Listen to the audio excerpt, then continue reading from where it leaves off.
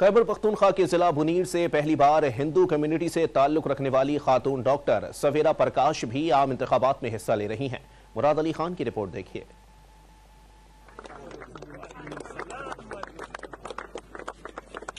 ضلع بنیر کی ڈاکٹر سویرا پرکاش 8 فروری کے انتخابات میں صوبائی اسمبلی کے حلقہ پی کے 25 سے پیپلز پارٹی کی امیدوار ہے۔ ڈاکٹر سویرا ہندو کمیونٹی سے تعلق رکھنے والی پہلی خاتون ہے جو بنیر سے جنرل نشست پر انتخابات میں حصہ لے رہی ہے اور کامیابی کی امید رکھتی ہے۔ اگر لگتا ہے کہ میں خدمت کر سکتی ہوں تو پھر مجھے سپورٹ کرے، کیونکہ میرا بیسک ایم ہی ایجوکیشن ہے۔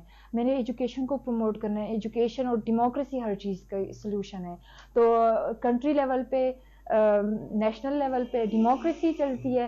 کنٹری کو ٹھیک کرنے کے لیے، کنٹری کی ہر چیز کو سٹیبلائز کرنے کے لیے ایجوکیشن چاہیے۔ تو میرا ایم، بیسک گول ایجوکیشن کو پروموٹ کرنا ہوگا۔